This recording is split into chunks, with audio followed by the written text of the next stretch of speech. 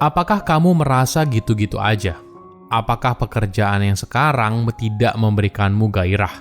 Apakah suasana kerja tidak lagi membuatmu merasa nyaman? Jika jawabannya adalah iya, maka ini merupakan hal yang wajar. Kita yang sekarang bukanlah kita yang sama kemarin, minggu lalu, bulan lalu, tahun lalu, dan sebagainya. Alhasil, apa yang membuat kita bersemangat di masa lalu mungkin saja tidak lagi sekarang. Jadi ada kalanya keluar dari tempat kerja yang sekarang merupakan pilihan yang paling logis. Tapi tentunya keputusan ini tidak boleh diambil secara gegabah. Apalagi keputusan ini diambil setelah berdebat dengan atasan. Kamu perlu memikirkan hal ini dengan matang sebelum akhirnya surat pengunduran diri diberikan kepada atasan dan juga HRD. Jangan sampai setelah keluar kamu malah menyesal. Selain itu, jika kamu memikirkan masa depan karir dengan lebih serius, kamu jadi lebih paham apa yang kamu cari. Tempat kerja seperti apa yang kamu inginkan? Atasan seperti apa yang kira-kira cocok dengan gaya kerjamu? Tentu saja semua ini tidak memastikan 100% sesuai dengan apa yang kamu mau, tapi setidaknya cukup mewakili kebutuhan yang kamu inginkan. Halo semuanya, nama saya Michael, selamat datang di channel saya, Sikutu Buku. Kali ini saya akan bahas kapan waktu yang tepat untuk mengundurkan diri. Memutuskan untuk keluar dari pekerjaan yang sekarang memang tidak mudah. Bagi sebagian orang, ini merupakan sebuah keputusan yang besar. Apalagi jika kamu sudah bekerja di perusahaan itu dalam kurun waktu yang cukup lama. Teman-teman yang solid, atasan yang cocok, dan sebagainya. Tapi, kadang keluar dari pekerjaan yang sekarang tidak bisa dihindari. Mungkin kamu ingin mencoba hal baru, atau tempat kerjamu yang sekarang tidak sesuai dengan harapan. Di tahap awal, apabila memungkinkan, cobalah bicarakan hal ini dengan atasan. Apakah misalnya kamu ingin pindah departemen, atau ingin nambah anggota tim, dan sebagainya. Tapi, apabila ternyata tidak berhasil, keluar mungkin bisa jadi pilihan. Apa tandanya jika kamu siap untuk peluang yang baru? Pertama, kamu ingin ruang untuk bertumbuh. Coba lihat lagi. Apakah pekerjaan yang kamu lakukan setiap hari terasa monoton? Atlet terbaik seringkali melakukan diversifikasi latihan fisik atau mengubah rutinitas harian.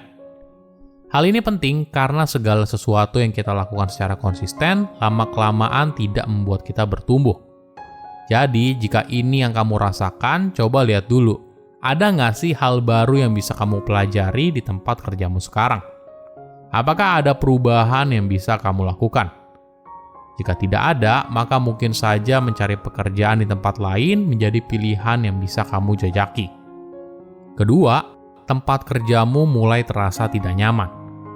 Jika bicara soal suasana kerja, tentu saja budaya atau kebijakan perusahaan itu penting. Tapi yang jauh lebih penting adalah lingkaran terdekatmu, entah itu atasan langsung, rekan kerja, tim, atau bahkan atasan kamu. Lingkaran terdekat inilah yang menentukan apakah hidupmu akan lebih mudah atau lebih sulit di perusahaan yang sekarang. Perlu dipahami kalau apa yang kamu rasakan bisa saja jauh berbeda dengan apa yang orang lain rasakan. Misalnya, sebuah perusahaan dianggap sebagai tempat kerja yang buruk, tapi di sisi lain ada juga orang yang bekerja hingga puluhan tahun di perusahaan tersebut. Alasannya bisa bermacam-macam, tapi faktor paling utama menurut saya adalah bagaimana hubungan dia dengan lingkaran terdekatnya. Ketiga, kamu sering merasa stres, burnout, atau lelah. Coba perhatikan setiap kali kamu pulang, apa yang kamu rasakan. Mungkin kamu suka dengan tempat kerjamu sekarang, atasannya cocok, rekan kerjanya asik, tapi di sisi lain kerjaannya banyak banget. Kamu sering pulang lembur dan menghabiskan akhir pekan hanya untuk bekerja. Di sisi lain, kelelahan ini membuat mood kamu jadi buruk. Kamu jadi mudah marah. Jika hal ini terjadi pada kamu, maka mungkin kamu bisa mempertimbangkan untuk menyampaikan hal ini ke atasan untuk mengurangi beban kerjamu. Atau jika tidak memungkinkan, ya mungkin saja kamu bisa mencoba untuk mencari peluang lain di luar. Jika kamu akhirnya memutuskan untuk mengundurkan diri, maka penting untuk tahu kapan harus keluar. Kapan sih waktu yang tepat untuk mengundurkan diri? Pertama, ketika kamu tenang. Salah satu pertimbangan utama sebelum memutuskan untuk mengundurkan diri adalah pastikan kamu dalam keadaan tenang, ketika kamu membuat sebuah keputusan atau ketika kamu memberikan surat pemberitahuan resign. Jika kamu sedang marah, berada dalam posisi yang sulit, atau deadline yang padat, mungkin saja kamu tidak mengambil keputusan terbaik.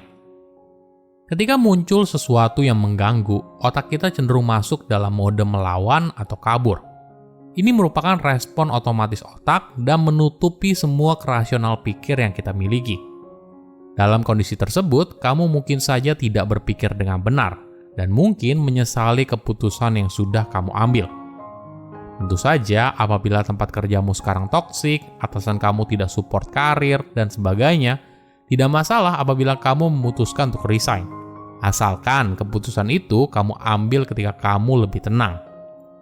Ambil nafas panjang, coba diskusi dengan orang terdekatmu, dan jika sudah, coba tunggu untuk buat keputusan hingga besok.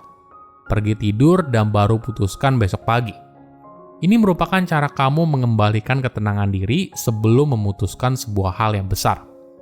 Kedua, waktu yang tepat. Mungkin banyak yang penasaran, kapan sih waktu yang tepat untuk mengundurkan diri?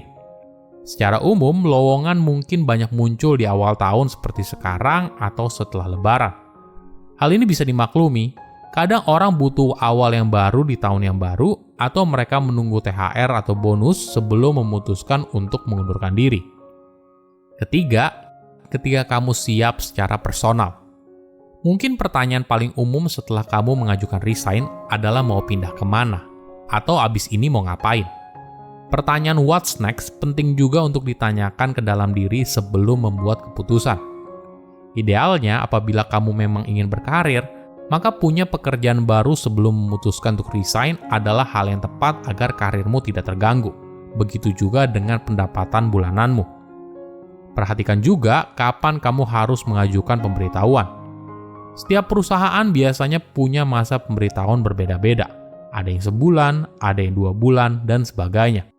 Tapi, jika kamu tidak punya pekerjaan baru setelah resign, maka pastikan kamu punya tabungan yang cukup untuk memenuhi kebutuhan hidup sehari-hari.